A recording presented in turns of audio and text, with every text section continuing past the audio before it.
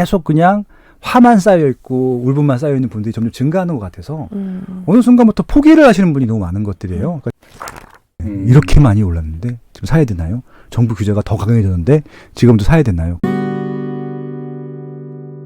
초강력 규제와 부동산 양극화의 시대, 사야 할 아파트는 더 명확해지고 있다. 불안과 혼돈을 끝내고 이제 입지에 집중하라. 안녕하세요. 들어는 봤지만 읽지는 못한 당신을 위한 다독다독 책장을 열겠습니다.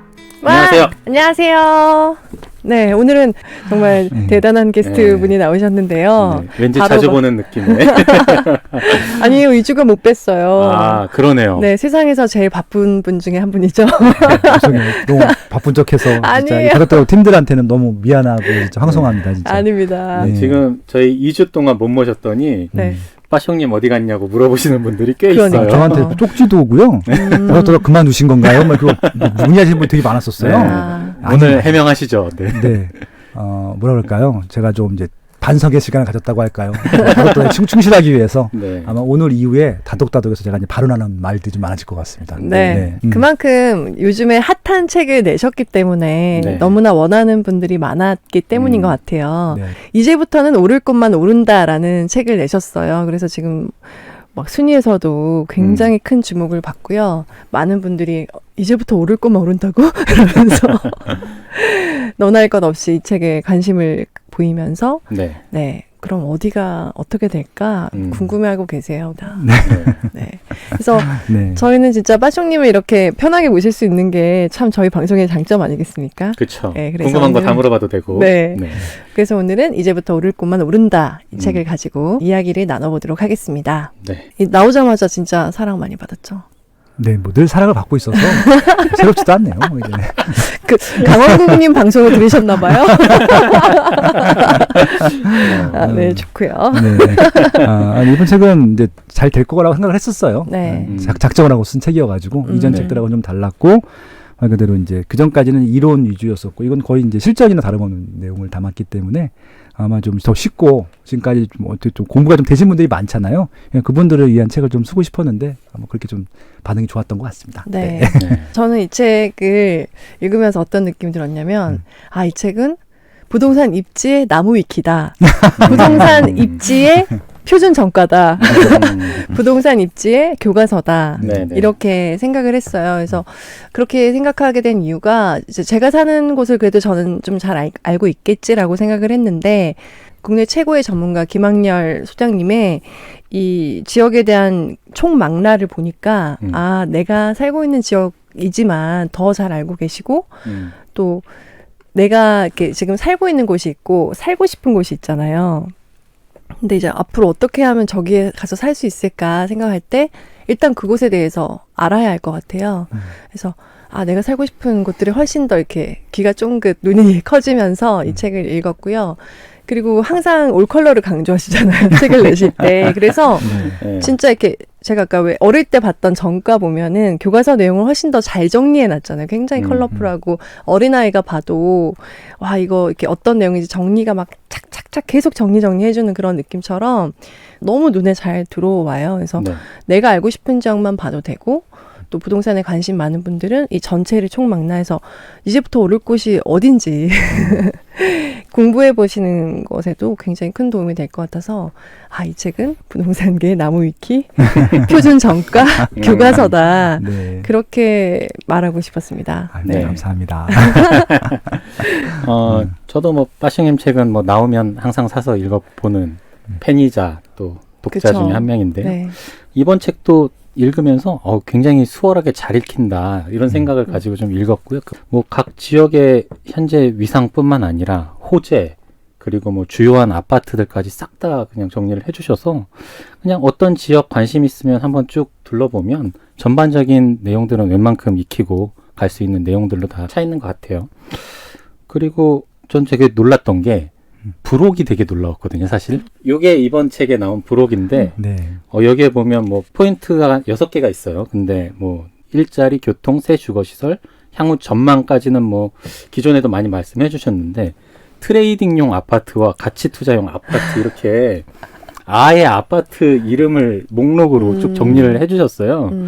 빠시용님이 좀 이런 생각이 좀 들 정도로 깜짝 놀랐는데, 그만큼 거의 뭐 지역의 유망한 아파트, 뭐 앞으로 뭐 가치 투자하기에도 좋은 아파트 이런 것들을 싹 다 정리를 해주셔서 아마 그동안 이런 질문들 굉장히 많이 받으셨을 건데 이 책에 그냥 다 녹아내지 않았나 이런 생각들이 좀 들었습니다. 예. 예, 지금 뭐 서평들 이렇게 저도 이렇게 관심 있어서 봤는데 이 책만 들고 다니면서 계속 보고 있다고 그런 분들도 꽤 많으신 것 같더라고요. 그만큼 뭐 본 책도 그렇고 부록도 그렇고 뭐 하나 빠질 데 없는 그런 책이었다라는 생각하면서 읽었고요. 저 되게 또 부동산에 관심 많으니까 또 재미있게 흥미롭게 네. 잘 봤습니다. 네. 아유, 감사합니다. 네. 몸둘 바를 모르겠네. 입지 이야기꾼. 근데 진짜 이제부터는 오를 곳만 오르나요? 네. 그래도 뭐 물가 상승도 하고 해서 네네. 웬만큼 괜찮다 싶은 데는 다 오르진 않을까요? 네, 오를 곳만 오를 텐데 이 오를 곳이라고 하는 것이 이제 지금 말씀하신 질문이 가장 많은 질문을 한 거예요. 여기가 지금 이제 시군구 단위로 20개 시군구만 다뤘는데 네. 이게 어떻게 보면은 이제 20개 케이스 스타디를 한 것들이고 이걸 바탕으로 해서 전국에 있는 226개 시군구를 다 분석할 수 있을 것 같고요. 여기 나오지 않는 지역들도 오를 곳 다 오릅니다. 근데 이제 그것들을 제가 다 언급할 수가 없기 때문에 지면의 한계도 있고 그리고 또 중요도의 한계가 있기 때문에 그런 부분들은 좀 제외했고 확실하게 다른 지역 할 때도 도움이 될 만한 것들을 다 간접적으로 설명을 했기 때문에 이거 보게 되면 다른 지역 분석하실 때 도움이 될 것 같아요. 뭐 예를 들면 이런 것들인데 여기 지금 경기도, 그러니까 서울이 14개 지역이고 경기도가 5개 지역이고 비수도권이 1개 지역일 텐데 비수도권 지역에서는 좀 세종시만 나와 있는데 부산이 더 좋은 지역이에요. 세종시보다는. 훨씬 더 수도 많고 대구가 훨씬 좋은 지역이고요. 광주가 훨씬 좋은 지역이고 대전이 훨씬 좋은 지역인데 왜 빠졌느냐. 세종시나 그 외에 서울에 있는 몇 개의 지역들 교집합을 하게 되면은 그거 충분히 분석이 가능하거든요. 네. 근데 지금 부산도 16개, 그다음에 뭐 이 대전하고 광주도 5개 구가 있기 때문에 그걸 하게 되면은 이게 뭐 지금 440페이지인데 이게 아니라 한 2000페이지, 3000페이지도 다 한두 곳도 없겠더라고요. 그래서 좀 최소한 가장 많은 설명을 할 수 있고 가장 많은 케이스 스타디 할 수 있는 지역들을 선정을 했어요. 이제 그것들이 이제 지금 보면은 서울에서 상위 14개 구였었고요. 경기도에서 빅4 플러스 고양시였고 세종시였기 때문에 이거 가지고 여기 나오지 않는 지역들 분석하게 되면은 저는 충분히 그렇게 좀 분석하실 수 있을 것 같아요. 뭐 있고 지금 그 드리머님께서 살고 계신 뭐 김포도 너무 좋은 지역이에요. 네. 물론 김포의 모든 지역이 다 올라가지는 않겠지만 올라갈 아파트들이 정해져 있거든요. 이것을 충분히 유추 가능하기 때문에 그렇게 좀 활용하시면 좋겠다라는 네. 말씀을 드려보고 싶네요. 네. 그래도 우리 집 이 책이 없어서 섭섭해 섭섭해. 하는 분들이 있을 것 같은데 그러면 비싼 지역으로 이사 가세요. 언급 많이 해드릴게요. 저 어쩔 수 없지 못하겠어요. 그럴 것 같은데 이 책을 읽어보면 어떤 게 중요해서 왜 이런 이유로 오를 곳이구나라고 느끼실 수 있을 거라는 말씀을 해주신 것 같아요. 그렇죠. 네. 네. 그래서 여기 보면은 이제 아까 말씀하신 서울의 상위권 몇 14개. 14개 그리고 수도권에 있는 예, 경기도권에 5개, 그다음에 그리고 세종시 세종시. 하나. 네. 예, 네, 그렇죠. 20개의 이 리스트를 보고 또잉 이러면서 여기구나 막 이런 식으로 실은 생각을 하게 됐어요. 예, 초안은 지금 처음 밝히지만 30개 지역이었어요. 10개 지역 어디 갔어요, 가시님? 출판사에서 뺐습니다, 임의로. 왜요? 그래서 우선순위를 해달라고 해서 네. 1위부터 이제 그 30개 순위를 했는데 하위 21에서 이제 30개 지역을 뺐더라고요. 네. 이게 지금 440페이지잖아요. 네. 그러니까. 이것도 지금 202만 2천 원인데 이것도 굉장히 부담스러운 가격이긴 하거든요. 그거 다 넣게 되면 4만 원 정도 해야 되는데 그건 뭐 물론 사시겠죠. 하실 텐데 네. 그렇게 부담을 드리고 싶지는 않았어요. 나중에 또 다른 또 책이 있을 테니까 그때 네. 정도로 넣으면 될 것 같아요. 네. 프롤로그에 보면은 가장 많이 듣는 질문이 이렇게 정책도 지금 너무나 옥죄이고 있고 막 어찌할 바를 모르고 그런데 떨어질 것 같아요. 그럼 좀 도대체 언제 사야 되나요? 지금이라도 사야 하는 게 맞나요? 이런 질문을 가장 많이 한다고 하시더라고요. 그렇죠. 네. 오늘 아침에도 좀 세미나를 2개를 하고 왔는데 똑같은 질문을 하세요. 네. 예, 이렇게 많이 올랐는데 지금 사야 되나요? 정부 규제가 더 강해졌는데 지금도 사야 되나요? 그런 질문을 합니다. 똑같은 답변을 제가 또 드렸습니다. 20년째 같은 답변을 안 받았는데 지금 오후에 가서 바로 계약하세요. 이렇게 얘기를 하고 왔어요. 왜냐하면 사야 될 것들은 지금 사는 게 맞아요. 그러니까 지금 다주택자들 같은 경우는 그러니까 이게 이제 투자자가 있고 일단 실수요자가 있을 텐데 실수요자들은 바로 사는 게 맞을 것 같고요. 다주택자들 같은 경우는 투자 기간이 짧거든요. 짧은 기간 내에 수익이 안 보이면은 투자하면 안 되는 것들이에요. 이게 좀 주식도 마찬가지고 부동산도 마찬가지일 텐데 투자용이랑 실거주용은 좀 다를 수 있어요. 물론 같은 목적으로 구매하실 분들도 있겠지만 제가 말씀드리는 것들은 장기적으로 하면은 웬만한 입지들은 다 오르는데 단기적으로 수익을 보셔야 되는 분들 같은 경우는 이게 당장 올라갈 수 있는 조건들이 좀 이렇게 교집합이 돼야 되거든요. 입지라고 아무리 좋은 입지라고 계속 올라가는 건 아니에요. 아까 말씀드린 대로 좀 올라갔다가 조정이 되는 시기가 분명히 있고요. 그리고 이제 상품적인 경쟁력도 있어야 되는 것도 맞고, 그다음에 또 정책적인 것들, 세계 경제적인 사이클 이런 것도 다 조합해야 되기 때문에 정말 단기간에 오르면은 팔고 이런 것들이 돼야 되는데 지금 조건들은 투자로 좀 접근하기에는 입지가 좋은 데들도 부담스럽게 마찬가지거든요. 그렇기 때문에 그런 것들은 분리하셔야 되는데 적어도 무주택자가 내 집 마련을 하거나 1주택자들이 더 좋은 입지, 좋은 상품으로 이사가는 것들은 지금 당장 하시는 게 맞아요. 그거는 뭐 정부에서도 어떤 규제를 하고 있지 않아요. 네. 그렇게 하시면 되는 거죠. 네. 지금 김학렬 소장님으로서 네. 가장 부동산에 대해서 걱정하고 있는 부분? 네. 그게 뭐 어떤 개인들이라든지 아니면 뭐 이렇게 나라의 상황이라든지 여러 가지로 부동산에 관해서 가장 좀 고심하고 있는 부분이 있다면 어떤 걸까요? 그러니까 이제 아마 집이 있으신 분들은 다 공감하실 텐데 첫 집 마련했을 때 첫 집에 이사 가서 첫날 밤이 되게 좀 좋았어요. 설레기도 하고 와이프는 울기도 하고 뭐 그런 상황들이 있는데 그 감정을 한 번도 느껴보지 못하고 계속 그냥 화만 쌓여 있고 울분만 쌓여 있는 분들이 점점 증가하는 것 같아서 어느 순간부터 포기를 하시는 분이 너무 많은 것들이에요. 그러니까 제가 이제 이런 대중적인 활동을 하는 것 중에 가장 큰 이유는 그런 것들일 거예요. 적어도 최초의 목적은 저희가 이렇게 좀 어떻게 보면은 부동산계에서 유명한 사람이 될 거라고는 상상도 안 했었고 그런 생각도 없었거든요, 솔직히.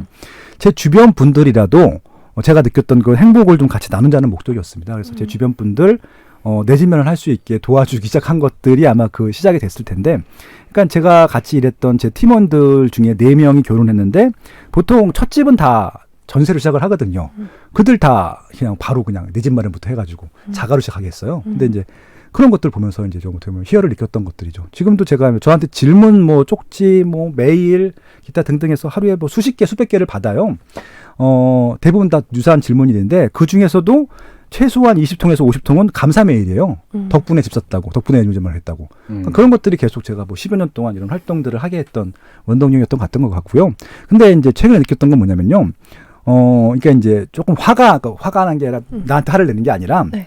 세상에 대해서 이렇게 우라통을 치미시는 거예요. 점점 우리들은 기회가 없어지고 사다리가 없어지고 막 이런 얘기들을 이게 과거보다 훨씬 더 많아지는 거예요. 네. 그러니까 이제 제 생각에는 지금은 아무것도 아니고 과거에 그 2007년도, 8년도 그때 규제했던 것들도 굉장히 심각했었고 규제랑 무관하게 부동산 경기가 너무 경기가 안 좋아서 2010년도부터 2014년도까지는 또 되게 또 우울했어요. 사람들이 집값도 안 오르고 빠지기만 한다고. 그때 네. 오히려 빠질 때가 더 우울했었던데 그때도 이 정도는 아니었는데 지금은 그냥 무주택자들한테 기회가 되게 많거든요. 근데 내가 봤을 땐 조금만 노력하고 그러면은 오히려 과거보다 지금도 집 사기 좋은 조건이 됐는데도 본인들이 조건이 안 된다고 스스로가 포기하는 경우가 너무 많은 거예요. 근데 자꾸 지금 계속 위축을 하다 보면은 오히려 다주택자들 같은 경우 걱정을 안 해요. 알아서 살아남을 테니까 어떻게든지 간에 어떤 방법이든 간에. 또 1주택자들도 이미 그냥 눌러 살면 되니까 큰 걱정을 안 하는데 무주택자들이 자꾸 그런 꿈과 희망을 버리고 자꾸 위축되고 오히려 좀 그런 기회들이 있는데도 왔는데도 모르고 기회인지도 모르고 그것들이 오히려 뭐 좀 나쁜 건 줄 알고 안 받고 뭐 이런 것들을 계속 늘어나는 것들을 보면서 이건 아니다 싶었어요. 그래서 최근에 제가 지금 굉장히 세게 칼럼들도 쓰고 꽤 많은 활동을 하고 있는 것들이 위축되지 말라는 말씀을 드려보고 싶은 겁니다. 투기꾼들, 다투기꾼들은 제 관심 범위가 아니에요. 그들은 이제 제가 하는 것들을 통해서 힌트를 얻을 거고요. 그건 뭐 그들의 능력이니까 제가 그렇게 할 수 있는 건 아니고 저는 무주택자들이 내 집 마련하는 것들에 대해서는 정말 많이 도와주고 싶어요. 이제 지금 이제 그런 사람들이 좀 자꾸 줄어든 것 같아서 개인적으로 그런 좀 캠페인들을 하하고 있습니다. 내 집 마련 캠페인 개인적으로요. 네. 예. 왜 모르나요? 무주택자들은 예.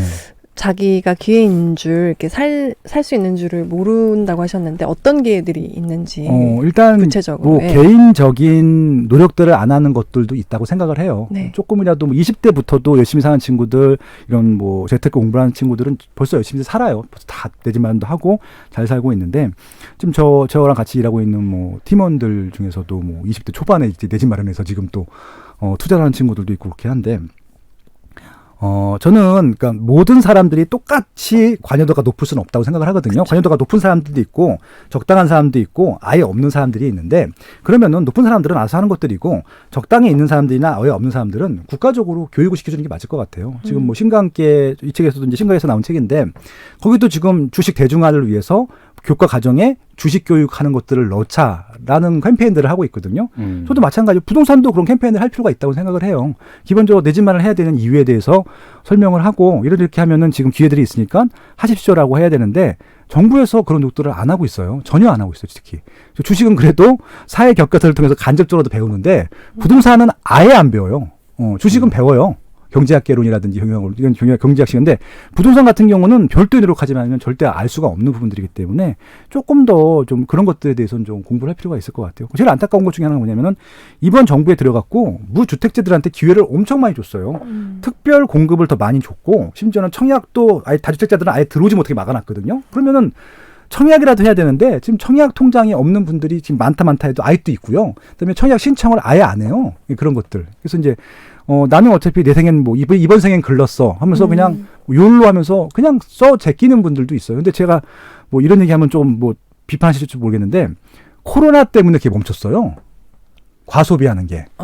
네, 본의 아니게 좀 돈들이 좀 쌓이고 있거든요. 그래서 오히려 지금 주식 투자든 부동산 투자든 내지만 하는 이든 오히려 이번 기회에 돈을 쓰고 있지 않은 동안에 조금 공부를 할 수 있는 타이밍을 갖는 것도 어떨까. 뭐 그런 생각, 제안들도 좀 들어보고 싶네요. 예. 네.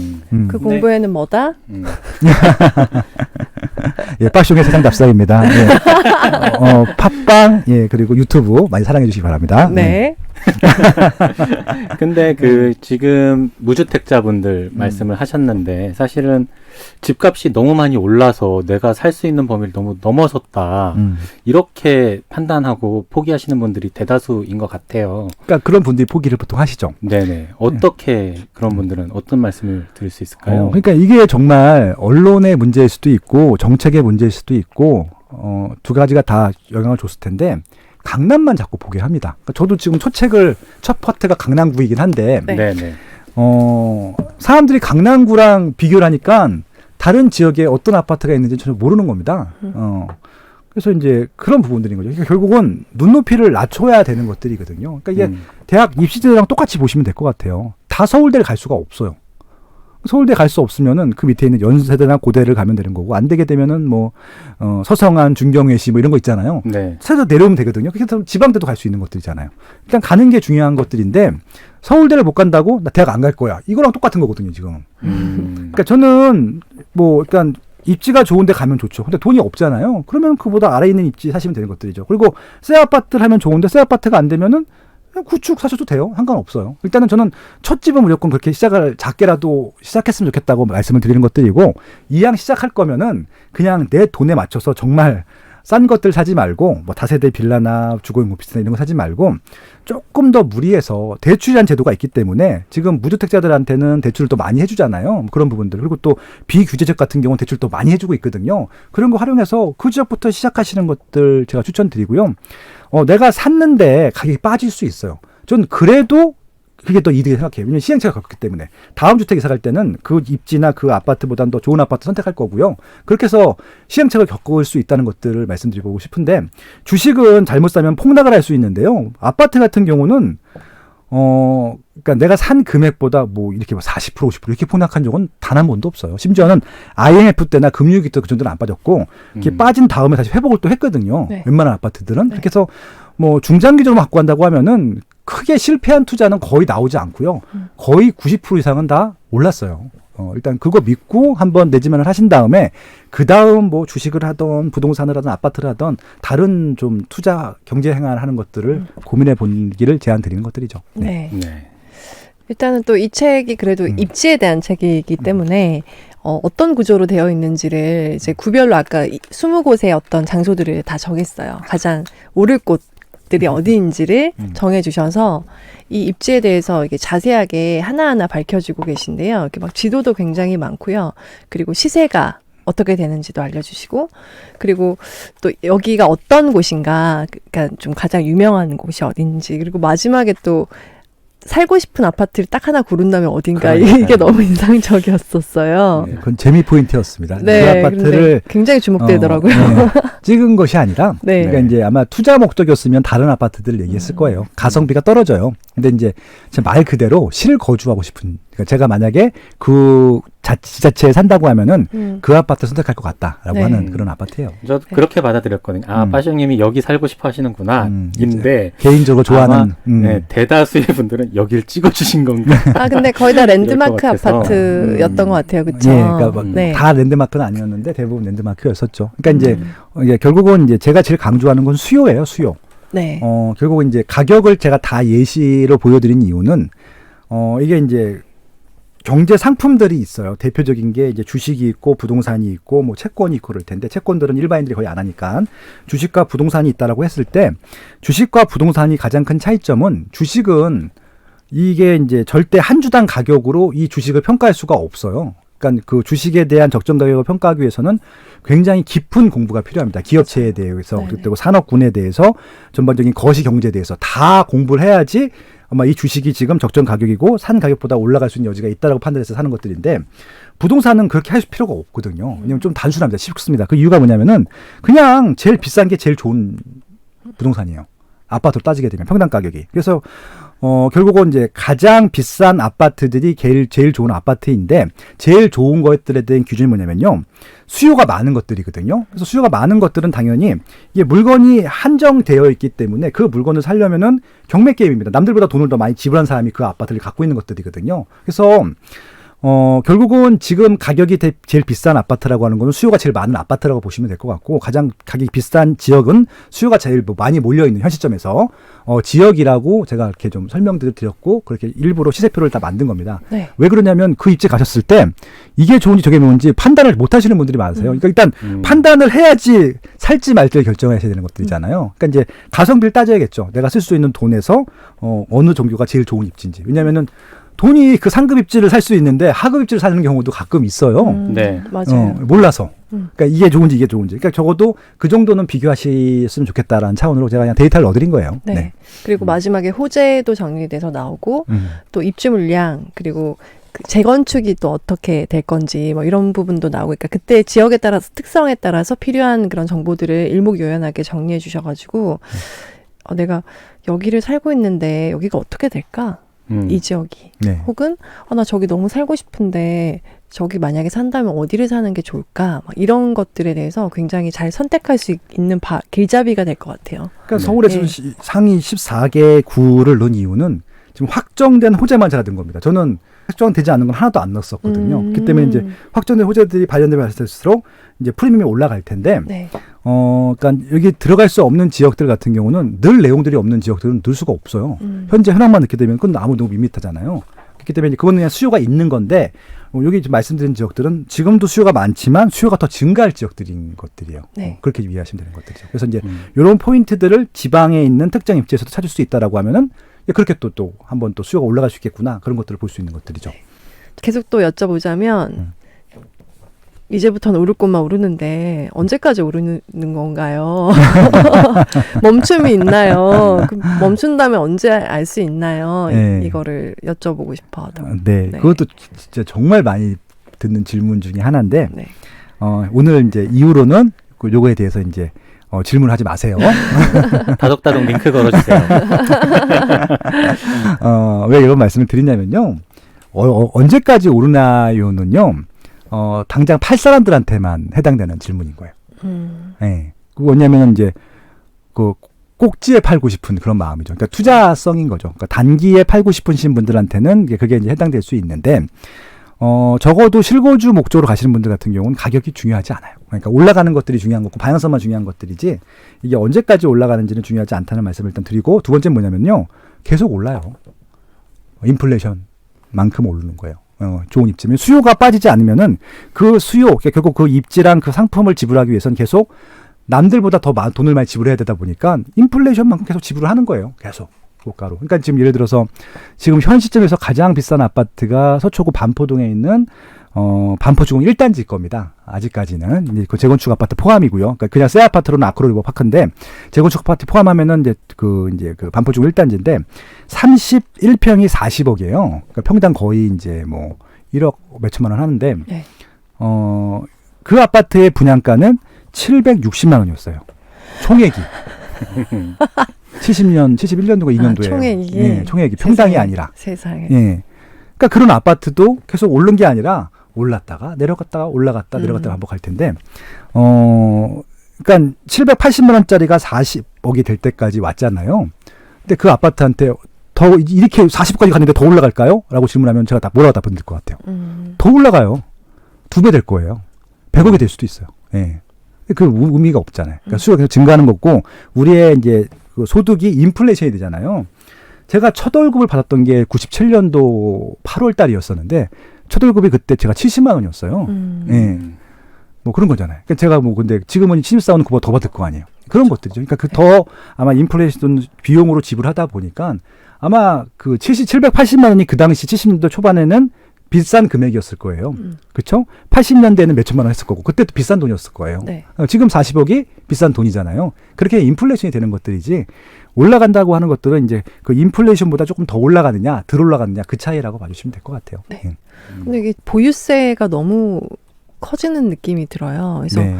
그냥 내 집에 할아버지 분들이 이제 막 내가 월급 받고 사시는 분들도 아닌데, 그냥 780만 원에 집을 얻어다 살고 있는데 그 집이 몇십억이 돼서 그러면 거기에 대한 보유세가 어마어마해지는 거잖아요. 그렇죠. 그 반포중 1단지 그 40억짜리 같은 경우는 뭐 구축은 좀 덜 나오더라고요. 어차피 재건축 할 것 같아요. 그렇죠. 근데 옆에 있는 아크로리오파크 같은 경우는 몇천 나오죠. 그런 걸 어떻게 감당하냐는 거죠. 그러니까 그거를 충분히 감당하고도 남을 만한 재산가가 있을 수도 있고, 네, 재산가 그렇지 하더라도, 않은 네. 분도 있고, 네, 그럼 또 세금 제일 아까워하시더라고요. 네, 그러니까 세금이 부담스럽다가 느껴진 사람들이 많아지면은 선진국이 되고 있다라고 봐주시면 좋을 것 같고요. 미국 분들도 세금 진짜 싫어해요. 네. 네, 영국 분들도 싫어하고, 프랑스 분들도 싫어하시고, 그러니까 결국은 세금을 싫어하면 싫어할수록 선진국이 된 것들이고요. 유럽 같은 경우는 거의 소득의 반을 내잖아요, 세금으로. 반 이상 내는 지역들도 있고. 근데 그것도 이제 익숙해지면은 이제 그렇게 될 텐데, 근데 그분들 같은 경우는 자기 노후에 대해서 걱정들을 안 하잖아요. 네. 노후의 비용을 다 쓰는 걸 아니까. 근데 이제 저희 나라 같은 경우는 지금 세금을 걷어서 지금 다 써버려요. 우리 노후를 보장해 주는 게 아니라. 그래서 이제 그런 부분들이 좀 사회적으로 문제라고 생각을 하는 것들이고, 당장 정치적인 이슈 때문에 특히 이제 지금 이제 보유세를 올리는 것은 그 뭐 세금을 써갖고 복지금을 쓴다는 차원이 아니라 부동산 가격을 잡기 위해서 올린다고 하니까 이게 너무 뜨아한 거잖아요. 부동산 가격은 제가 말씀드린 대로 잡는 게 아니거든요. 그러니까 만약에 수요 대비 공급이 적어서 올라간다고 하면 공급을 더 많이 해줄 일이지, 그거를 수요를 억누른다고 수요가 없어지는 게 아니잖아요. 그래서 지금 노사님 걱정하신 대로 지금 세금 문제 같은 경우는 올라가는 것들은 당연한 일인데, 이게 지금 뭐 나라의 재정이나 복지금으로 쓰기 위한 돈으로 올라가는 게 아니라 징벌적 과세를 하니까 그게 문제라는 얘기고요. 징벌적 과세는 한시적인 조치라고 생각하고 있기 때문에, 아마 지금 뭐 정권이 바뀌든 이전 정권에서 누가 다른 사람들이 취임을 하든지 간에 아마 그건 손을 볼 것 같아요. 지금 말도 안 되는 세금이거든요, 지금. 왜냐면은, 그러니까 되게 역학관계로 복잡한데, 일단은 뭐 다 주택자는 논외로 하더라도 아까 말씀하신 대로 원래 살던 분들한테는 그게 무슨 죄예요? 아무 이유도 없이. 제가 정말 황당한 얘기 해볼까요? 네. 초과이익 환수제라고 하는 게 얼마 전에 합한 결정이 나서 이제 징수를 할 겁니다. 근데 아직까지는 초과이익 환수제에 해당되는 단지가 많지가 않아요. 네. 근데 지금 이제 추진이 단계에 있는 것들은 다 초과이익 환수제에 걸릴 거거든요. 예를 들어 지금 강남권이라든지 여의도라든지 용산이라든지 강남구 서초구에 있는 아파트들이요. 대부분 지금 원주민들은 얼마 돈 안 들었잖아요. 대략 뭐 몇억 단위에서 아마 샀을 것 같아요. 몇억 단위도 이하도 많을 것 같고. 근데 지금 아크로 리버파크가 평당 1억, 그다음에 대치동에 있는 레미안 대치 팰리스가 평당 1억이거든요. 그러면은 지금 그 입지에 있는 재건축 아파트들은 다 평당 1억이 넘는다고 봐야 돼요. 그러면은 지금 대부분 다 그분들은 이제 중형 소형 안 하고 대형하거든요. 40평, 50평, 60평을 살 거라고요. 그러면은 50평이면 50억이잖아요. 그러면 원래 자기가 취득했던 금액이 10억 안 될 거 아니에요. 10억이라고 치자고요. 그럼 50억짜리 입주를 하잖아요. 그럼 40억의 차익이 생겼죠. 네. 팔지도 않았어요. 일단 그렇게 추정을 하는 겁니다. 그러면은 정부에서 반을 가져가요. 20억을 갖고 갑니다. 그러니까 이게 생돈 20억을 갖고 가는 겁니다. 근데 지금 원주민들 같은 경우는 20억이 어디 있어요? 은퇴하신 분들이. 그러니까 거기서 지금 뭐 압구정 같은 경우는 44년 차고 지금 반포중 1단지 같은 경우는 50년 차인데 그런 아파트에서 그냥 살기만 했을 뿐입니다. 780만 원에 분양받아서 돈도 없는데 20억 주세요. 이게 지금 현재 법률이거든요. 팔고 어디론가 가야만 하는 상황인 거네요. 그렇죠. 근데 그게 되게 중요한 게 뭐냐면요. 원주민을 떠나게 하는 정책이잖아요. 그거는 이 정부에서 굉장히 혐오하는 정책이거든요. 그렇죠. 예, 근데 죄가 없잖아요. 그냥 거기 살았을 뿐인데. 그러니까 무슨 이제 아기곰님이라고 이제 제가 존경하는 선배님이 계신데 그분이 이제 그 미국에 살아요. 네. 그 캘리포니아에 한국인들 많이 사고 부자 동네 사시는데 거기는 그렇게 한다고 하더라고요. 세금을 그냥 처음 살 때 금액에서 시작을 한대요. 그러니까 이제 780만 원에 샀으면은 그때부터 물가 인상률만큼만 올라가는 겁니다. 또 물가 인상이 안 올라가면은 내려오기도 하고. 그래서 이제 근데 지금 산 사람들 있잖아요. 지금 사람들은 비싸게 살죠. 그때는 780만 원인데 지금 산 사람은 40억에 한 거잖아요. 그러니까 지금 사는 사람들은 40억인 거 알고 샀었기 때문에 40억대로 부과이 되는데 원주민들한테는 780만 원 기초로 해서 조금씩 올라갑니다. 당연히 40억만큼은 아니겠죠. 그게 맞는 것 같아요. 저는 선진국도 그렇게 하거든요. 네. 예, 그러니까 좀 합리적인 조세 제도가 나와야 되는데 그거 아마 지금 본격적으로 시행되게 되면은 아직까지는 초과이익 환수세를 내는 사람들이 적기 때문에 불만들이 없을 텐데 내년 후년도부터 조세 저항이 장난 아닐 것 같아요. 생각을 해보세요. 20억을 내야 돼요. 근데 20억 이상 낼 단지가 훨씬 더 많거든요, 지금. 그거 어떡하라고. 이 책에 나와 있는 뭐 재건축, 네. 재개발 뭐 이런 쪽, 재건축만이죠. 예, 재개발은 재건축. 아니죠. 예. 이 단지를 그것도 웃긴 거예요. 왜 재건축과 재개발은 뭐가 달라? 네, 그렇긴 해요. 네. 그러니까 당연히 국민으로서 세금을 내야 되는 게 맞는데 예. 너무 급하게 약간 막 빨리 계속 정하고 예. 이게 아니네 싶으면 막 뒤집었다가 막 이렇게 하는 것 같으니까 좀 불안한 거예요. 그러니까 불안하고 초과 억울하고. 이익 환수제인데 이익이 안 생겼잖아요. 팔아야 이익이 생기는 거잖아요. 살고 있는 동안은 똑같은 집이거든요. 근데 지금 이익이 생기지 않은 상태에서 세금을 걷다 보니까 이건 형평성도 안 맞는데 헌법재판소에서 그게 맞대요. 그러니까 좀 이상한 거예요. 저는 좀 보니까. 정치적인 이슈인 것들이지 정상적인 이슈는 아닌 것 같아요. 예. 지금 말씀하신 대로 많은 분들이 아마 이제 본인이 피부로 다가오기 시작하면 그때부터 이제 저항이라는 걸 시작할 겁니다. 아마 계속 반대 운동들을 하겠죠. 예. 그건 전 사회가 건강해지는 과정이라고 생각을 합니다. 예. 네.